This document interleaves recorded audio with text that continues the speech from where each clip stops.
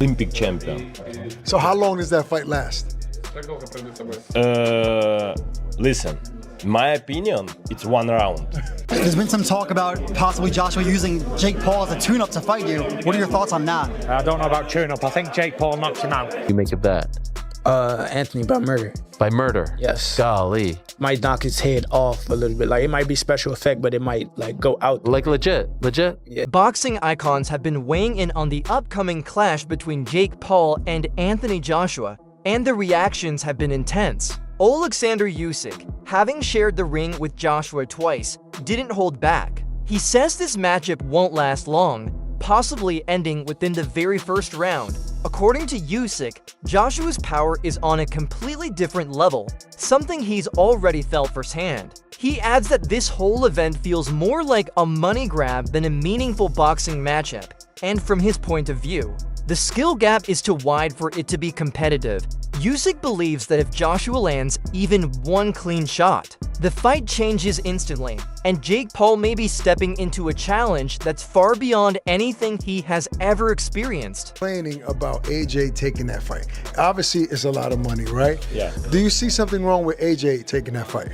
This is just a lot of money, it's just a show. Right. This is not interesting sport because, guys, brothers, Anthony, it's Olympic champion. Right.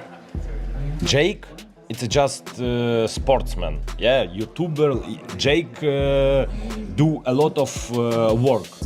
Special coach, special food, a lot of exercise, new. Yes. But this is guy don't have a mother fights. Right. Never. Right. A mother fights. Maybe them wrestling, now professional, but Joshua, Anthony Joshua, it's Olympic champion. So how long does that fight last?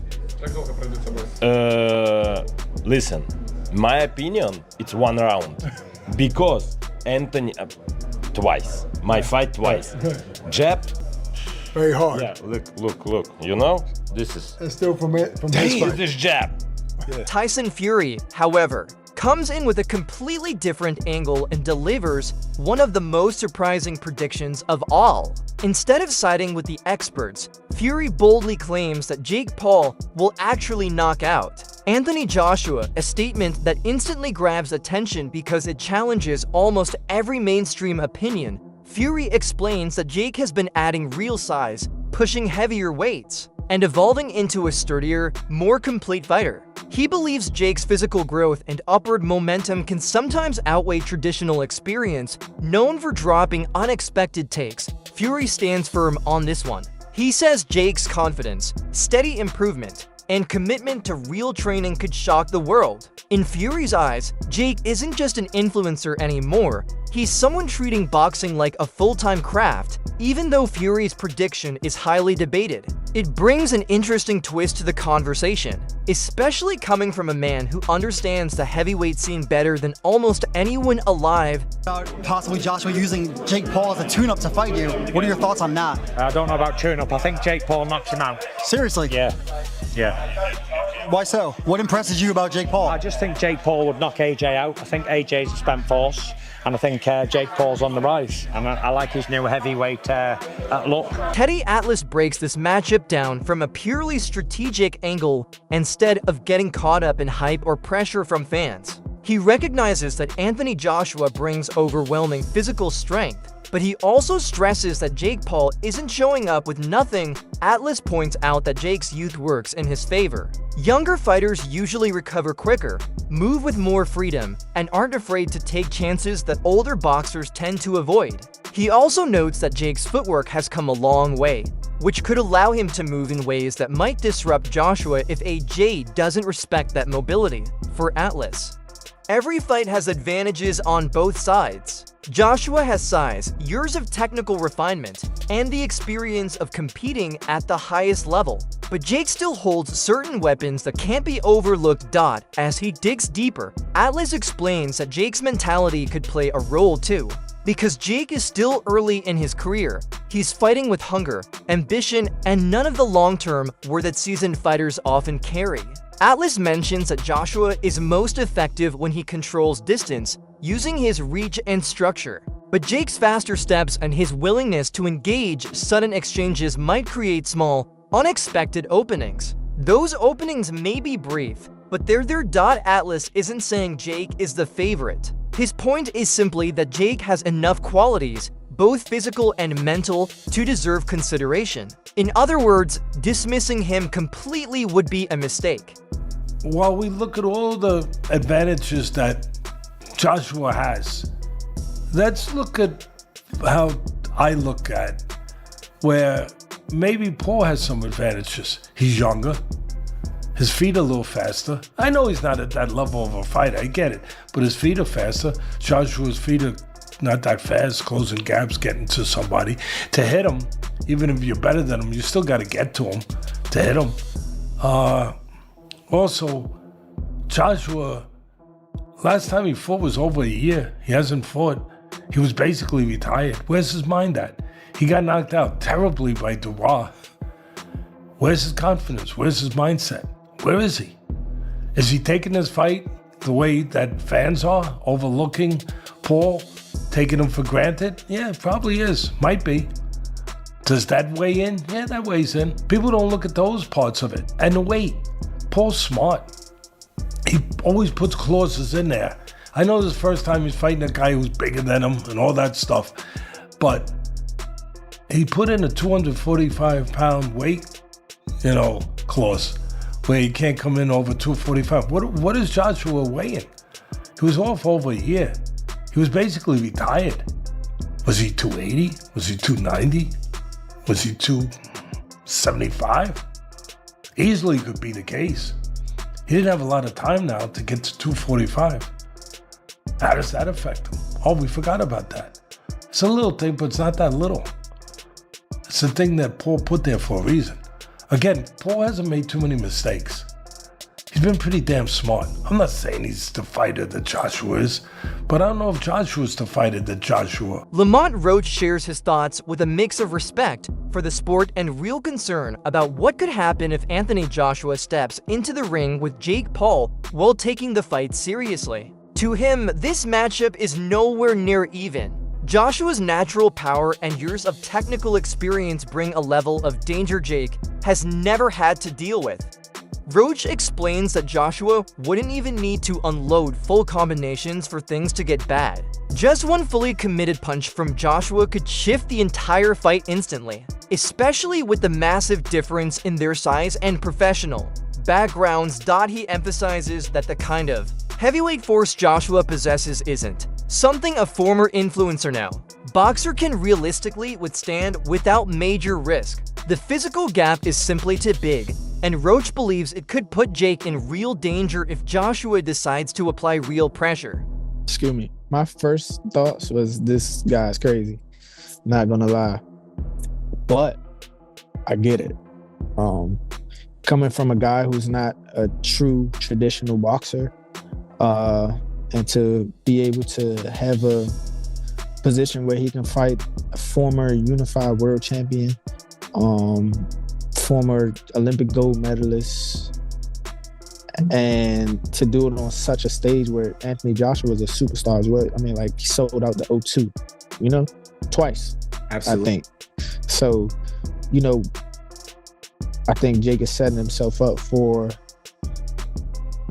a huge spectacle, and which is, kind of smart. If you're going to go big, why not go to the highest of the mountain? Why not? And I get it. That's what you call business right there.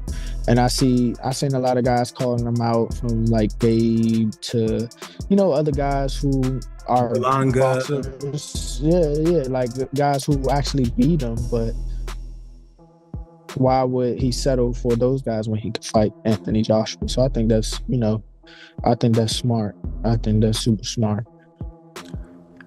Smart is one thing. What do you think happens in the ring, though, champ? I think he gets hurt for sure. I think he gets obliterated. Something close to like Francis Ngannou. I think something like that happens, and it's going to be bad for him. But There will be a lot of Andrew Tate keeps his reaction straightforward and focused as he weighs in on the matchup. He says Jake Paul has stepped into a massive moment and deserves credit simply for accepting such a dangerous challenge. Tate respects the level of risk Jake is taking, noting that most people would never even think about sharing a ring with someone as strong and experienced as Anthony Joshua.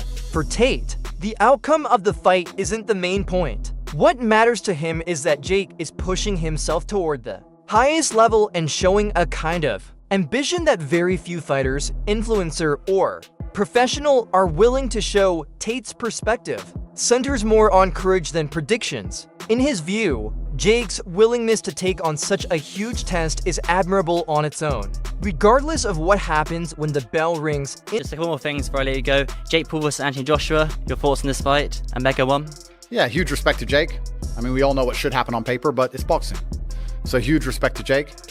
I have nothing but... Sean Ollie, a UFC bantamweight and active mixed martial artist, didn't hold back when discussing the December 19th main event in South Florida. Speaking on the Bro Ollie Show, he shared real concern for his friend Jake Paul. Ollie said openly that the idea of Jake stepping in against Anthony Joshua is frightening. He explained that being knocked out by someone with Joshua's power can have effects that go far beyond his simple loss on a record. It can change a person's life. Ollie described Jake's decision to face such a dangerous heavyweight as borderline unbelievable, stressing just how serious the risks truly are. Ollie is scared for Jake Paul. All right, great. You know what? Thank you, Sean. And now that's now my phrase. I'm going to steal that from you from this moment. I'm going to use it going forward because I didn't know how to describe my feeling about this fight, but I just got it. I'm glad I thought of it right after I read Sean O'Malley said it. Sean went on to say, there's certain punches, there's certain knockouts, there's certain concussions, there's certain ass whippings, there's certain beatings that are not equal to others. They're the kind of knockouts, of punches, of concussions, of ass whippings, and of beatings that change your life. They change lives. And O'Malley didn't elaborate on what that meant. But I know what he meant. I know what he meant. There is a confidence that a person has. From the guy that walks down the street, the most confident, he walks in the room and he's the man and he gets to live his life feeling that way and people will treat him that way. All the way down to the coward who walks his wife like he's weak, who handles everything sheepishly. The one thing those two guys have in common is that neither of them actually knows where they stand. Neither of them has actually tested that theory. They got all the rest of society to go along with it. Therefore, they don't have to test. Chael Sonnen breaks down the matchup with a very organized and factual approach, explaining exactly why he thinks Anthony Joshua holds nearly every major advantage. He points out Joshua's size, punching power, height, weight, reach, and long history of elite-level experience, all of which heavily tilt the fight in Joshua's direction. Sonnen acknowledges that Jake Paul has made real progress, but he also makes it clear that the level of opposition Jake has faced doesn't come close to the world-class fighters Joshua has dealt with throughout his career. For Sonnen, emotion doesn't play a role here. His analysis is purely based on physical tools, credentials, and preparation. And when looking at those factors alone, he sees a huge gap, one that makes the matchup extremely one-sided. The Francis Ngannou performance. What if Jake makes it 5 rounds, 6 rounds? What if Jake made it to the distance? What if Jake won a round? Now, it's very hard to believe. It's very hard to imagine. I think it's the big struggle with this fight. I cannot, off the top of my head, produce a fight for you in any form of unarmed combat that drew, that was exciting, where the audience did not have a reasonable expectation, an expectation to some degree that, well, if he does this or that, there is a way for this guy to win. And that's usually pretty easy to do because nobody knows anything about fighting. Nobody watching this right now, none of you, my millions of viewers, not one of you has ever boxed. Not one of you knows someone in the family. Well, my dad was a boxer. My uncle was a boxer. No, you don't. Not only are you not a boxer, you don't even know of a boxer. Now, I only share that because when I come out and say nobody knows what they're talking about when they're talking about boxing, like, it's not meant to be an insult. You don't know anything about boxing. It was never taught to you. None of you in recess boxed. None of your junior highs, your high schools, your colleges, your community colleges offered boxing. Your hometown didn't have a boxing gym. Now really think about that. Because as much as you love the sport and as much as you think that you understand it, not only do you not understand it, you can't even have a conversation with other people who do because they don't understand it. So what is a win?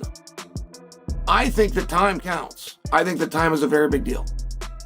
You're in that little bitty ring, and I know a guy can run backwards, but running backwards is not illegal in boxing. It is. Chris Algieri breaks the matchup down using his deep understanding of how Anthony Joshua typically behaves in the ring. He explains that Joshua has a history of adjusting his performance based on the level of danger his opponent presents. When the opponent is a real threat, Joshua fights with caution and calculation. But when the fighter across from him is less experienced or physically outmatched, Joshua usually delivers the kind of dominant showing everyone expects. Algieri believes this pattern fits perfectly with the Jake Paul fight. He says Joshua won't take reckless chances, but when he chooses to apply pressure, he often closes the show quickly and with accuracy. He warns fans not to misread the situation. Joshua has always handled mismatches in a very straightforward manner, and Algieri expects that tradition to continue here.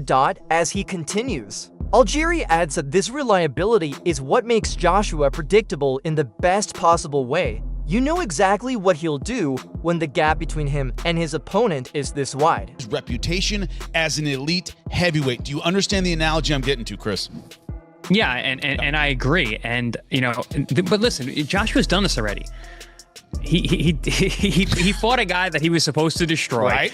And then he went out there and he destroyed him. And he didn't play with his food. Yep. He didn't say, okay, it was Ngannou I'm talking about, obviously. Of course. Who gave Tyson Fury fits and really had everyone questioning Tyson Fury's ability because he struggled with an MMA fighter in his pro boxing debut. Anthony Joshua didn't do that. He went out there and did what we all expected Tyson Fury to do and completely wiped the floor with the guy. And if Joshua doesn't do that this fight, I agree with you, Jimmy. It's going to hurt his stock. It's going to hurt the way that people perceive him moving forward. And also, I think, honestly, and if he doesn't go out there and just lay into Jake Paul and end it in the first, if not second round, to me, it's gonna look fishy to me. It's gonna look like this was a setup, this was an exhibition, this wasn't a real fight. If this is a real fight, it should be over in 90 seconds because Anthony Joshua is a legit gold medalist, super heavyweight, crazy athlete, awesome power, and Jake Paul just isn't on that level in any way. And he's undersized. You know, Jake Paul was fighting a cruiserweight in his last fight. He was under 200 pounds. You know, Joshua is a legit 250 pounds with abs, and the guy punches with the right hand like a cannon. The one advantage Jake Paul has had in previous fights, and we all know people who have worked with him, and they go, he's got natural power. He can hit pretty well for his size. Not elite, right? Not world championship, but he can hit pretty well for his size. Paulie, that one advantage that he's had in previous fights is Dave Allen takes a practical, no-nonsense perspective on the fight. Rather than getting caught up in hype or emotion, he examines Jake Paul's past performances. Allen notes that Jake has typically faced opponents who didn't bring serious heavyweight power or consistent pressure. This allowed him to stay composed, control distance, and manage exchanges without ever being forced into a stressful situation.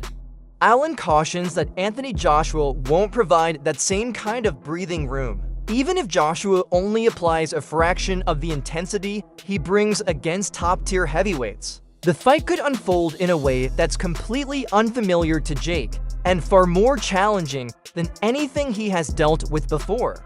But he couldn't beat Tommy. Who could he win the area lightweight title? I'm not sure. Don't know who the champion is. If I had a look, I could tell you, but I'm not sure. He then boxes Nate Diaz. So he's boxed one boxer so far, if we're keeping count, and he's beat none. Then he boxes Andre August, who I believe was a pro, and this is now at 14-3, so he's now actually a cruiserweight. Andre August, I'm not sure. Ryan Borland, 17-2. Again, I'm not sure. But fair play, he's beat two boxers here. Beat two boxers, what can I say? He then fights Mike Perry, who is an MMA fighter, bare knuckle boxer, he's not a glove boxer. He then fights Mike Tyson, which was an exhibition. Barry McGuigan delivers one of the most cautionary takes in the discussion. He believes the fight carries a real danger that many fans, particularly younger ones, may not fully grasp. Having spent decades around elite-level punchers, McGuigan understands how quickly a fight can change the moment a true heavyweight lands a clean shot. He emphasizes that picturing Jake Paul facing Anthony Joshua should make any seasoned boxing observer uneasy. His remarks aren't meant to disrespect Jake, but rather to highlight the sheer physical reality of the sport. For McGuigan, this boxing remains a harsh and unforgiving sport when fighters with vastly different power levels meet in the ring. Some people are saying, AJ's grabbing the bag. There's nothing wrong with that, because anybody else, if they got offered that kind of money, they would do it. So, yep. And some people are suggesting he might damage his legacy. Where do you sit with the decision of him taking that fight? And it's a professional 8-round fight as well. Yes, it's a highly dangerous fight for Jake Paul. I don't know what he's doing, unless they have done some sort of caveat or some sort of agreement that he says he's going to go easy on him, or he's not going to go flat out.